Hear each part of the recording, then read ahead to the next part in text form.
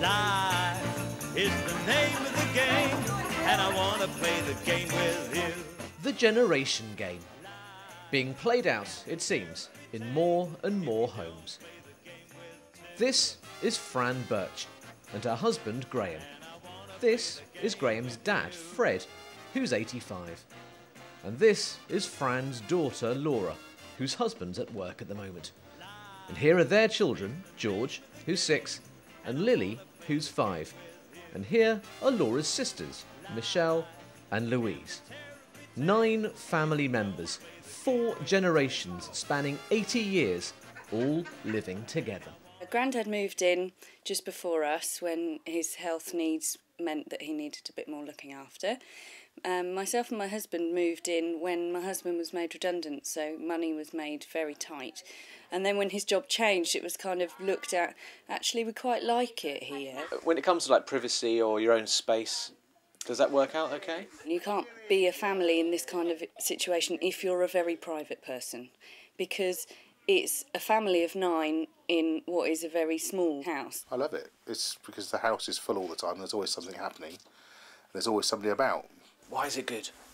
Because I get other people to play with. If other people don't want to play with me, I can play with the other people. Well, it keeps you young, especially with the children. Uno! Multi-generational living peaked in the 1870s. After the Industrial Revolution, there was a shortage of affordable housing, so children, parents and grandparents were often forced to live together. But some people think that by 2030, the amount of households with 3 generations or more living together will surpass the number seen in Victorian times.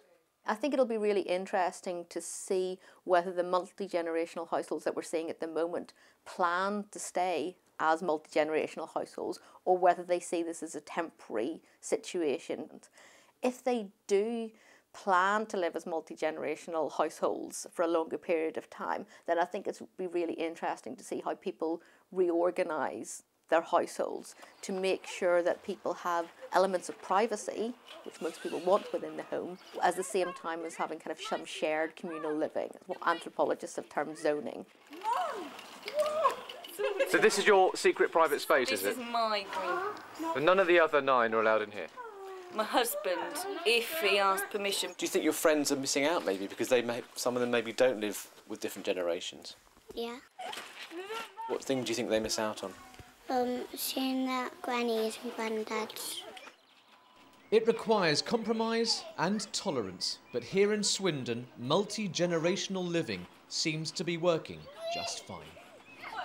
Tim Muffet, BBC News.